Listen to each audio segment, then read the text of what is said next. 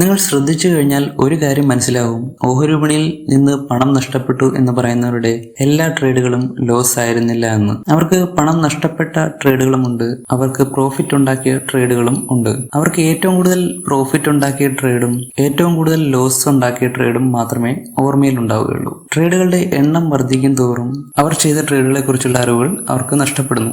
എത്ര ട്രേഡുകൾ ചെയ്തു, ഏതൊക്കെ കമ്പനികളിൽ ട്രേഡ് ചെയ്തു, ഓരോ ട്രേഡിലും എത്ര രൂപ ലാഭം ഉണ്ടാക്കി അല്ലെങ്കിൽ നഷ്ടമുണ്ടാക്കി, എത്ര ശതമാനം വരും ഈ നഷ്ടം അല്ലെങ്കിൽ ലാഭം, ഇതൊന്നും അവർ എഴുതി വെച്ചിട്ടുണ്ടാവില്ല. അവർ ചിന്തിക്കുന്നത് അതിന്റെ ആവശ്യം എന്താണ് എന്നാണ്. ട്രേഡ് വിജയിച്ചാൽ സന്തോഷം, ലോസ് ആയാൽ വിഷമം, അത്രയേ ഉള്ളൂ. തോറ്റ ട്രേഡുകൾ വീണ്ടും വീണ്ടും നോക്കി വിഷമിക്കുന്നത് എന്തിനാണ് എന്നാണ് അവർ ചിന്തിക്കുന്നത്. എത്ര രൂപ നഷ്ടപ്പെട്ടു എന്നറിയുന്നത് വിഷമം ഉണ്ടാക്കുകയല്ലേ ഉള്ളൂ.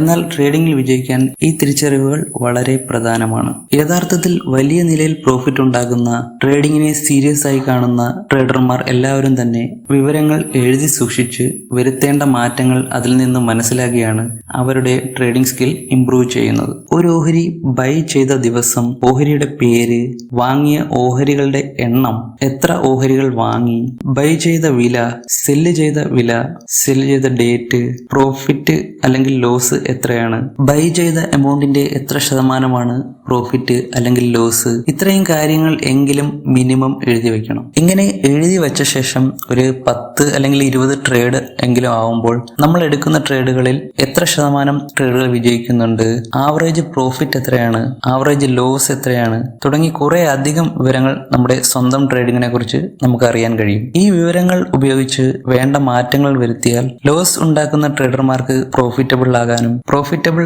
ആയവർക്ക് അവരുടെ റിട്ടേൺ വർദ്ധിപ്പിക്കാനും ഉള്ള വിവരങ്ങൾ അതിലുണ്ട്. ചുരുക്കി പറഞ്ഞാൽ ട്രേഡിങ്ങിൽ നിന്ന് സീരിയസ് ആയി പ്രോഫിറ്റ് ഉണ്ടാക്കണം എന്ന് തീരുമാനിച്ചവർക്ക് അവരുടെ ട്രേഡുകളുടെ വിവരങ്ങൾ എഴുതി വെച്ച ട്രേഡിംഗ് ജേണൽ അത്യാവശ്യമാണ്. ഇതുപോലെ സ്റ്റോക്ക് ട്രേഡിങ്ങിനെ കുറിച്ചുള്ള വിവരങ്ങൾ കൂടുതൽ മനസ്സിലാക്കാനായി എൻ്റെ ചാനൽ സബ്സ്ക്രൈബ് ചെയ്യുക. താങ്ക്